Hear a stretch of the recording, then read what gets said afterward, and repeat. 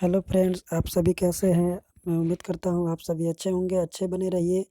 तो model question paper दोस्तों मैंने आज विज्ञान सब्जेक्ट साइंस का लेकर आए हैं और क्लास ये 10th का पेपर होगा। तो इसमें जितने भी शॉर्ट प्रश्न होंगे, लघु उत्तरीय प्रश्न, हम इस वीडियो में सारे लघु उत्तरीय प्रश्न को करेंगे। तो आइए हम पहले क्वेश्चन की ओर चलते हैं और इस वीडियो ज़्यादा दोस्तों 20 या 15 मिनट के होंगे। 20 या 15 मिनट में जितने भी शॉर्ट पेपर आपके कर पाएंगे।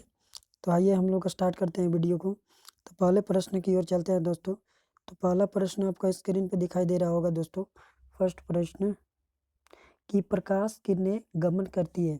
तो जब दोस्तों आपने लाइट चैप्टर को पढ़ा होगा तो उसमें प्रकाश की विशेषता में आपने पढ़ा होगा कि प्रकाश की किरणें सीधी रेखा में गमन करती है। तो यहाँ पर ये ऑप्शन वही मिलना चाहिए दोस्तों कि आपको प्रकाश की किरणें गमन करती है तो कैसी स्ट्रेट लाइन में करती है दोस्तों। और ये ऑप्शन नंबर ए में को हो जाएगा इसका आंसर फर्स्ट प्रश्न के। आइए सेकंड प्रश्न की ओर चलते हैं दोस्तों। सेकंड प्रश्न है दोस्तों आपका कि निर्वात में प्रकाश की चाल होती है।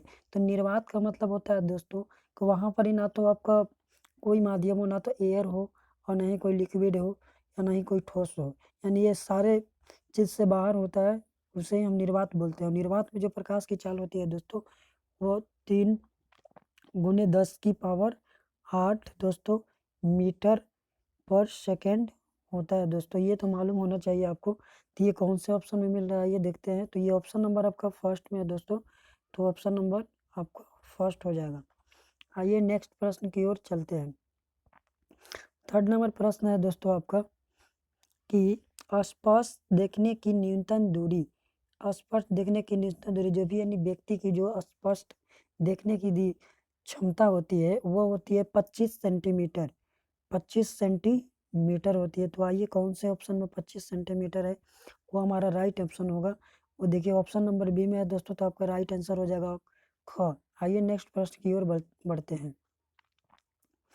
ये दोस्तों बस प्रैक्टिस सेट है और इसे आप आसानी से करते चले। इसमें कोई कॉन्सेप्ट वाला क्वेश्चन अभी नहीं आया हुआ है, दिया आएगा तो मैं आपको जरूर समझाऊंगा। तो 4 नंबर प्रश्न है कि धारा मापने के यंत्र को कहते हैं। तो आइए दोस्तों धारा मापने का यानी करंट, करंट जैसे ये वायर है, ठीक है दोस्तों, ये वायर है गया आपका। तो वायर में जो भी इलेक्ट्रॉन आपका जो इलेक्ट्रॉन फ्लो होता है तो उसमें जो हम करंट को मापते हैं उसके मापने के लिए हम ए मीटर का उपयोग करते हैं। ए मीटर यानी अगर बात किया जाए धारा मापने की यानी विद्युत धारा या दोस्तों ऐसा ही मात्रा पूछा जाता है ए मीटर होता है। और जो भी हम करंट मापते हैं वो भी क्या से मापते हैं, ए मीटर के द्वारा मापा जाता है दोस्तों। तो आपका राइट हो जाएगा 4 नंबर प्रश्न का ऑप्शन नंबर ए हो जाएगा दोस्तों। तो आइए और भी ऑप्शन का अगर समझना चाहे दोस्तों तो यह वोल्ट मीटर है। तो वोल्ट मीटर क्या करता है, तो ये विभवांतर को मापता है या विभव। ये इकाई समय में एक स्थान से दूसरे स्थान को जो ले जाने में जो किया गया कार्य होता है वो हमारा विभवांतर कहलाता है। और विभवांतर के मापने के लिए हम लोग दोस्तों वोल्ट मीटर का प्रयोग करते हैं। और यहाँ थर्मामीटर की बात करें तो थर्मामीटर जो हम जब हम बुखार लगता है तो हमारे अंदर कुछ टेम्परेचर के कारण हमारा बॉडी गर्म हो जाता है, तो उससे मापने के लिए हम थर्मामीटर का यूज करते हैं। तो यानी बात किया जाए तो ये तापमान को मापता है थर्मामीटर। और चाहिए नेक्स्ट प्रश्न की ओर बढ़ते हैं। 5वां प्रश्न है दोस्तों कि V/I का अनुपात क्या कहलाता है। तो पता है दोस्तों कि आपका ओम का नियम जब आपने पढ़ा होगा तो ओम्स के नियम के अकॉर्डिंग आपको एक फॉर्मूला मिला होगा। भी किसके समानुपाती है, आई के समानुपाती होता है दोस्तों। तो भी इक्वल टू जहाँ आर एक नियतांक मिल जाता है दोस्तों तो हमारी हो जाती है फॉर्मूला आई आर फाइंड हो जाता है। तो यहाँ पर ही हमको पूछा गया है कि V/R अगर हो तो V/ अगर आर कर दे, आई यहाँ पर ही दोस्तों आपका इंटू में नीचे आया तो डिवाइड में और इक्वल टू में क्या बच जाएगा दोस्तों आर। तो आर को हम क्या बोलते हैं, तो आर ओम होता है। ओम अधिक अभिक्रियाशील तत्वों से के स्थान ग्रहण कर लेता है। जो अधिक अभिक्रियाशील तत्व होता है दोस्तों, अधिक अभिक्रियाशील तत्व वो कम अभिक्रियाशील तत्वों को अपने स्थान से हटा देता है और फिर वो उसका स्थान ग्रहण कर लेता है। और इस तरह की अभिक्रिया को हम बोलते हैं विस्थापन अभिक्रिया बोलते हैं। यानी अधिक अभिक्रियाशील तत्व कम अभिक्रियाशील तत्व का स्थान ग्रहण कर लेता है या विस्थापित कर उसका स्थान ग्रहण कर लेता है, तो ऐसी अभिक्रिया को हम विस्थापन अभिक्रिया बोलेंगे। तो यहाँ पर ही आपको दिखा रहा है यहाँ पर ही कि 2Fe2O3 प्लस 2Al का रिएक्शन किया गया दोस्तों। तो Al अधिक अभिक्रियाशील तत्व है, अधिक अभिक्रियाशील होता है आयरन की अपेक्षा, तो ये आयरन की जगह स्थान अपना ग्रहण कर लिया और O3 बनाया, प्लस जो कम अभिक्रियाशील तत्व था एल्यूमिनियम का स्थान ग्रहण कर लिया ना, 2F यहाँ आ गया फेरिक जिसको बोलते हैं। तो ये दोस्तों आपका इस तरह की अभिक्रिया को हम बोलते हैं विस्थापन अभिक्रिया बोला जाता है। तो इसका राइट आंसर हो जाएगा आपका दोस्तों डिस्प्लेसमेंट, ऑप्शन नंबर डी घ। आइए नेक्स्ट प्रश्न की ओर बढ़ते हैं। सिरका में कौन सा अम्ल पाया जाता है? तो आपको पता है दोस्तों कि सिरका में कौन सा अम्ल पाया जाता है, तो सिरका में आपका एस्टिक अम्ल पाया जाता है। क्या? एस्टिक अम्ल पाया जाता है, एस्टिक। और लैक्टिक अम्ल यहाँ पर ये ऑप्शन कुछ दिए हुए हैं जिसको डिस्कस कर देते हैं दोस्तों। अगर लैक्टिक अम्ल, आंसर तो आपका हो गया दोस्तों क ही होगा, क्योंकि सिरका में एस्टिक अम्ल पाए जाते हैं। और लैक्टिक अम्ल की बात करें तो लैक्टिक अम्ल किस में पाया जाता है दोस्तों, तो ये आपके दूध में पाए जाते हैं, ठीक। और टार्ट्रिक अम्ल जो नीचे दिया है दोस्तों, ये आपका इमली में पाया जाता है दोस्तों, इमली में पाया जाता है। और यहाँ पर ही सिट्रिक अम्ल यहाँ दिया हुआ है दोस्तों, तो ये नींबू में पाया जाता है आपका सिट्रिक अम्ल।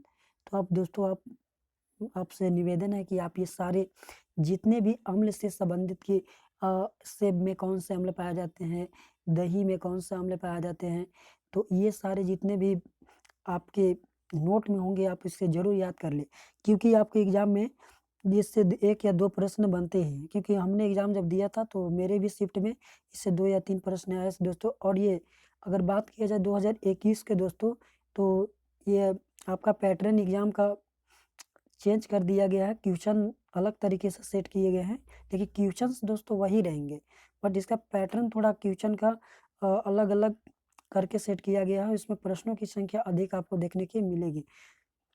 तो आइए आप नेक्स्ट प्रश्न की ओर चलते हैं। तो आइए दोस्तों नेक्स्ट प्रश्न की ओर बढ़ते हैं। यहाँ पर दे रहा साधारण नमक का सूत्र क्या होता है? तो आपको दोस्तों आसान से ये सवाल है दोस्तों, आपको पता होगा कि साधारण नमक का रासायनिक सूत्र क्या होता है, तो सोडियम क्लोराइड होता है। इसका रासायनिक नाम और सूत्र की बात करें तो सोडियम NaCl होता है। ये तो बहुत आसान सा चीज़ है। और इसका व्यावसायिक नाम क्या होता है, तो साधारण नमक, जिसे दुकान में अगर हम जाकर मांगेंगे दोस्तों कि सोडियम क्लोराइड दीजिए, तो दुकानदार नहीं समझ पाता है, क्योंकि ये रासायनिक नाम है इसका। लेकिन साधारण नमक किसको व्यापारिक के रूप में निर्धारित कर दिया गया, साधारण नमक बोला जाना चाहिए, जिससे दुकानदार समझ पाए। तो इसको रासायनिक सूत्र आपका क्या हो जाएगा, NaCl। और यहाँ पर ही कुछ ऑप्शन दिए हुए हैं, जैसे सोडियम हाइड्रोक्साइड, सोडियम NaOH दिया हुआ ऑप्शन घ में, तो इसे हम बोलते हैं कास्टिक सोडा। शायद अगले आपका एग्जाम में ये पूछ ले। HCl यहाँ पर दिया हुआ दोस्तों, HCl, तो HCl हमारा क्या करता है, पेट की अम्लीयता को दूर करता है। यानी जो भी हम भोजन का डाइजेशन हमारे शरीर में होता है, तो डाइजेशन के शुरू जब हमारे गंद बनकर बाहर निकलता है मल के रूप में, तो उसका जो पीला रंग होता है उसमें, तो HCl भी उसमें मात्रा पाया जाता है। तो आइए नेक्स्ट प्रश्न की ओर बढ़ते हैं। तो ऑप्शन नंबर दूसरा का 4 सवाल है, किसी विलयन का pH का मान 5 है, तो वह क्या होगा दोस्तों? आइए दोस्तों कि सोरेनसन नामक एक वैज्ञानिक ने आपको एक pH स्केल आप पढ़े होंगे दोस्तों, तो pH स्केल के बारे में आपको बताया गया होगा। इस तरह से होता है दोस्तों pH स्केल। तो pH स्केल में जो 0 और 7 और 14, इसमें 3 वैल्यू दिया हुआ रहता है दोस्तों। 0 और 7 के बीच में जो भी आए, 0 और 7 बीच में दोस्तों, वो आता है आपका अम्ल कहलाता है, अम्ल। यानी 0 से अधिक होगा दोस्तों और 7 से कम होगा, अम्ल कहलाएगा। और जो 7 के बराबर हो दोस्तों, 7 इक्वल टू 7 के बराबर जिसका भी वैल्यू हो, वो आपका कहलाता है उदासीन। आपका उदासीन कहलाएगा दोस्तों, उदासीन। और जिसका वैल्यू 7 से ऊपर हो, 7 से ऊपर हो, जिसका वैल्यू 7 से ऊपर हो दोस्तों, उसको हम बोलते हैं क्षारीय।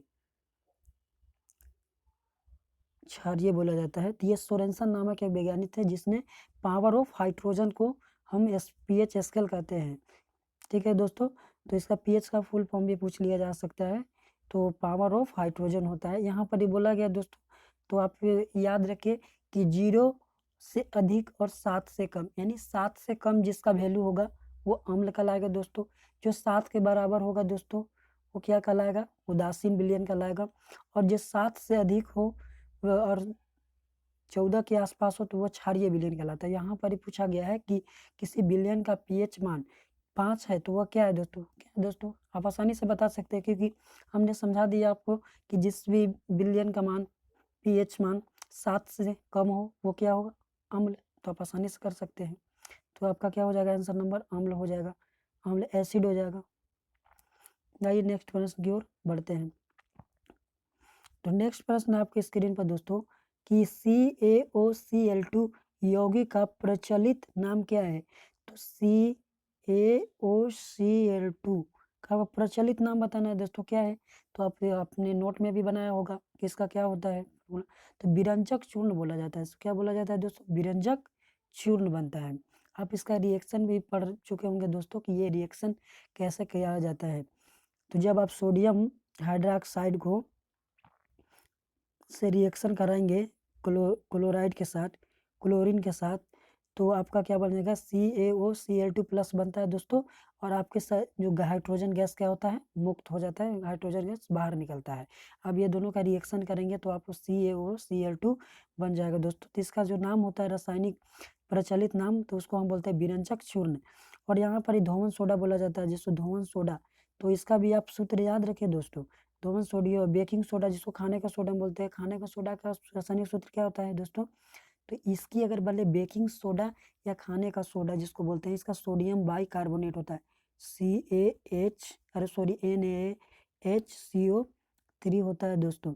ये आपका होता है बेकिंग सोडा का। धोने का सोडा का बोले तो सोडियम कार्बोनेट होता है दोस्तों Na2CO3। कार्बोनेट दोनों में ही आता है दोस्तों। लेकिन देखिए बेकिंग सोडा यानी खाने का सोडा के याद रखने का आसान सा ट्रिक मैं आपको बता देता हूँ कि जब हम किसी के घर जाते हैं तो भोजन करने के बाद जब हम वापस जाने लगते हैं तो उनको क्या बोलते हैं, बाय। तो बाय बोलते हैं जिसमें बाय लगा हो, यहाँ पर दोस्तों बाय लगा हो, उसका सूत्र होता है NaHCO3। यानी खाने के बाद क्या बोलते हैं, बाय। खाने के बाद बाय। तो आप पहचान लेंगे जहाँ भी सूत्र में लिखा होगा बाय तो आपको पता चल जाएगा कि खाने का सोडा में सोडियम बाई कार्बोनेट आता है। और इसका सोडियम कार्बोनेट धोने का सोडा केवल सोडियम कार्बोनेट, याद रखें। आइए नेक्स्ट प्रश्न की ओर बढ़ते हैं।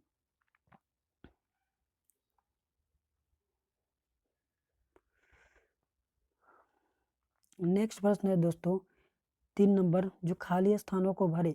एक अवतल दर्पण की वक्रता त्रिज्या r है तो उसकी फोकस दूरी क्या होती है दोस्तों। तो क्या होता है दोस्तों, F इक्वल टू क्या होता है, फोकस दूरी वक्रता त्रिज्या की 2 होगा क्योंकि आधी होती है। आइए नेक्स्ट प्रश्न की ओर बढ़ते हैं। 4 नंबर प्रश्न है दोस्तों आपका कि आवेश का एसआई मात्रक क्या होता है। तो आवेश का एसआई मात्रक क्या होता है दोस्तों, तो आसान सा सवाल है। एसआई का एसआई मात्रक कुलाम्ब होता है दोस्तों, कुलाम्ब। तो आप याद रखें आवेश 4 नंबर प्रश्न का आंसर क्या होता है, कुलाम्ब। और जो 3 नंबर प्रश्न का आंसर था फोकस दूरी वक्रता त्रिज्या के आधी होती है। तो 4 नंबर का आंसर हो जाएगा कुलाम्ब। आइए 5 नंबर प्रश्न की ओर बढ़ते हैं। तो 5 नंबर प्रश्न है कि एल्केन का सामान्य सूत्र है। तो आपने जब पढ़ा होगा दोस्तों ये कार्बन एवं उनके यौगिक पढ़े होंगे, तो जब आप वहाँ पर ही पढ़े होंगे कि हाइड्रोकार्बन, आपने पढ़ा होगा हाइड्रोकार्बन। तो हाइड्रोकार्बन किसको बोलते हैं दोस्तों, जिसमें कार्बन और हाइड्रोजन शामिल हो वो हाइड्रोकार्बन कहलाता है। और हाइड्रोकार्बन के 2 तरह के हाइड्रोकार्बन होते हैं, एक संतृप्त होता है दोस्तों, एक संतृप्त हाइड्रोकार्बन होता है और दूसरा होता है असंतृप्त हाइड्रोकार्बन। जो संतृप्त हाइड्रोकार्बन होता है उसका जो उसमें होता है जो कार्बन के बीच होता है बॉन्ड वो सिंगल होता है। और जो असंतृप्त हाइड्रोकार्बन होते हैं दोस्तों उसमें 2 तरह के बॉन्ड होते हैं, डबल बॉन्ड लगते हैं कार्बन यौगिक के बीच और ट्रिपल बॉन्ड लगते हैं।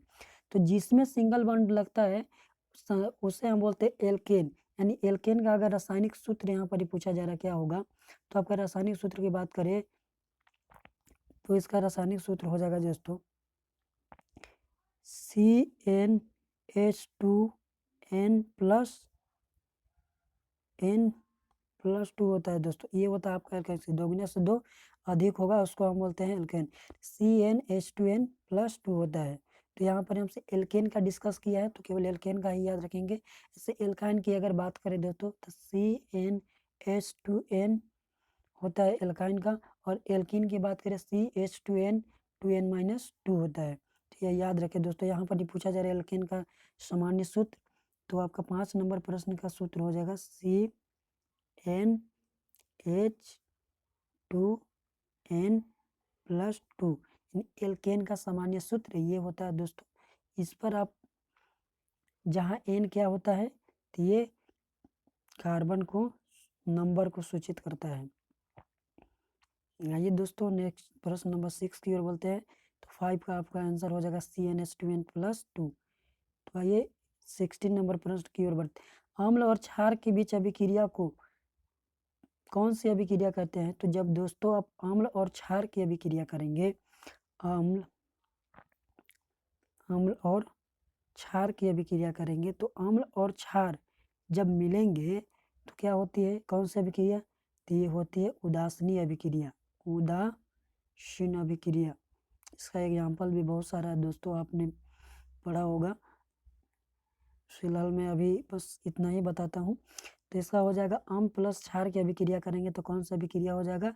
उदासीन अभिक्रिया। यानी 6 में आपका क्या भरा है दोस्तों? 6 नंबर प्रश्न में आपका भरा है उदासीन अभिक्रिया। ठीक है, उदासीन अभिक्रिया, उदासीनी अभिक्रिया कहते हैं। अम्ल और क्षार के बीच अभिक्रिया को उदासीनी अभिक्रिया कहते हैं।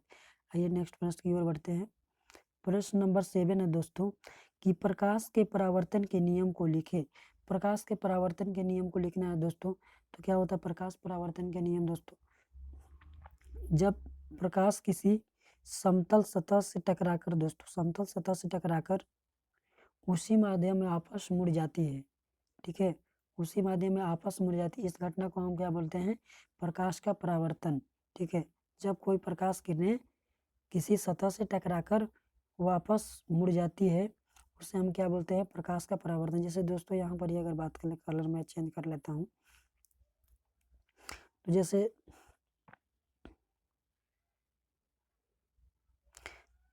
दोस्तों ये समतल सतह है, ये समतल सतह है दोस्तों, इस पर कोई प्रकाश आया, ठीक है, प्रकाश टकराया, टकराने के बाद फिर से उसी माध्यम में मुड़ गया, इस घटना को हम बोलते हैं प्रकाश का परावर्तन।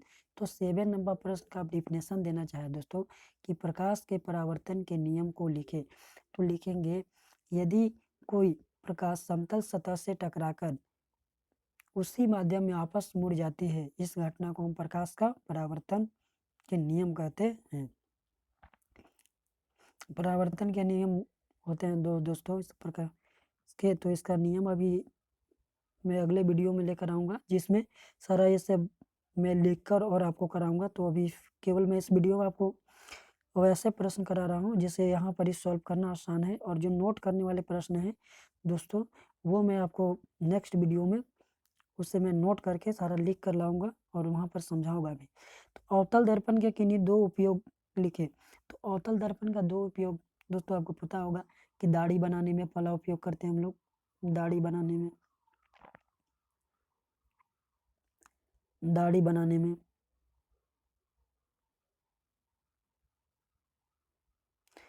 बनाने में उपयोग करते हैं दोस्तों। दूसरा उपयोग की बात करें तो डॉक्टरों द्वारा उपयोग में लाया गया दोस्तों,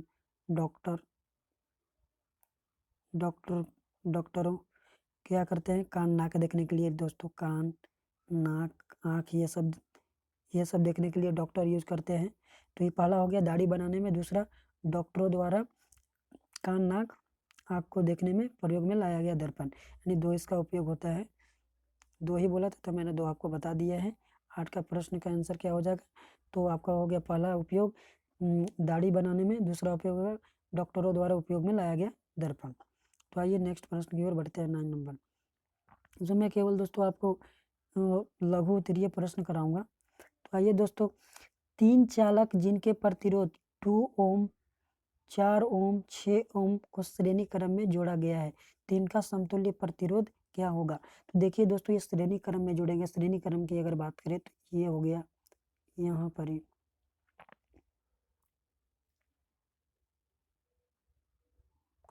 ये श्रेणी क्रम हो गया दोस्तों। ठीक है दोस्तों, ये श्रेणी क्रम में आपका जुड़ा हुआ है। पहला प्रतिरोध कितना दिया है? तो ये आपका 2 ओम है। ये कितना है दोस्तों? 4 एम है दोस्तों। ये कितना है दोस्तों? ये बोला है आपका 6 एम है, 6 ओम है। ठीक है दोस्तों, तो अगर टोटल हमको समतुल्य प्रतिरोध निकालना होता है दोस्तों, तो जो आर इक्विवेलेंट प्रतिरोध होता है, आर इक्विवेलेंट, वो होता है दोस्तों आपका R1 plus R2 plus R3, यानी 3 प्रतिरोध दिया है तो दोस्तों 3 ही तक लेंगे। अगर आगे भी दिया है दोस्तों तो आप R4 प्लस R5 R6 तक ले सकते हैं। तो यहाँ पर ही मेरे को दिया हुआ 3 प्रतिरोध, तो मैं तीन ही को ले लेता हूँ दोस्तों। तो इक्विवेलेंट प्रतिरोध यहाँ से अगर हम दोस्तों निकालेंगे तो क्या आ जाएगा दोस्तों? तो R1 कितना दिया है दोस्तों? 2। कितना दिया है दोस्तों? 2। R2 कितना दिया है दोस्तों? 4। R3 कितना दिया है? 6। तो कितना हो गया टोटल दोस्तों? 2 और 4 6, 6 और 6 कितना हो गया? 12 ओम। आपका जो राइट आंसर हो जाएगा 12 ओम हो जाएगा। 9 नंबर प्रश्न का आपका आंसर 12 ओम हो जाएगा।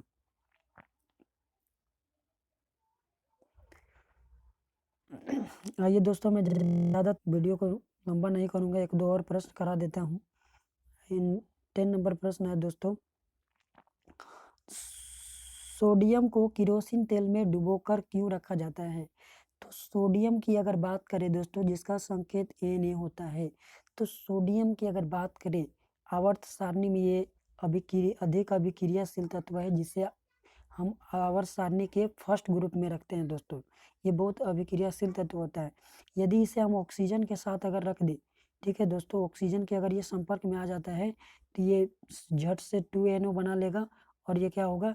ये जल जाएगा दोस्तों। तो इसलिए इसे हम लोग केरोसिन तेल में डुबा कर रखते हैं, जिससे ये ऑक्सीजन से अभिक्रिया ना कर सके और इसके संपर्क में ऑक्सीजन का ना आ पाए। तो सोडियम को केरोसिन तेल में इसीलिए डुबो कर रखते हैं क्योंकि सोडियम अधिक अभिक्रियाशील तत्व है, जो ऑक्सीजन से अभिक्रिया करके जल्द ही 2NO बना लेती है, जिससे आग लग जाती है। इसे हम संपर्क से बचने के लिए हम सोडियम को केरोसिन तेल में डुबा कर रखते हैं। इस तरह से आप आंसर लिख सकते हैं 10 नंबर प्रश्न का। ये 11 नंबर कुछ प्रश्न है जो आपको संतुलित समीकरण से दिए हुए हैं। तो आइए दोस्तों, 10 नंबर प्रश्न है आपके 11 नंबर प्रश्न है दोस्तों, थोड़ा दिखाई दे रहा होगा आपको कि निम्नलिखित समीकरण को संतुलित कीजिए। तो आप देख रहे होंगे दोस्तों कि यहाँ पर दिया है, पहला अगर मैं सॉल्व करूँ तो N2 प्लस H2 बराबर NH3। आइए, आसान सा है सूत्र दोस्तों। आप यहाँ पर ही देखिए कि नाइट्रोजन यहाँ पर ही 2 है और यहाँ पर ही आपके पास कितने नाइट्रोजन दोस्तों? तो आप कहेंगे कि सर यहाँ पर ही नाइट्रोजन 2 है, तो यहाँ भी तो हमको 2 रखना होगा, तो यहाँ मैं 2 से गुना कर देता हूँ। तो नाइट्रोजन कितना हो गया? 2। अब यहाँ भी नाइट्रोजन हो गया 2। लेकिन जब नाइट्रोजन 2 हो गया दोस्तों, लेकिन अब हाइड्रोजन कितना हो गया दोस्तों? तो 2 इंटू दोस्तों, और यहाँ पर 3 हाइड्रोजन, 2 इंटू 3 6 हो गया दोस्तों। हाइड्रोजन कितना हो गया? 6। तो आपको यहाँ भी क्या करना होगा?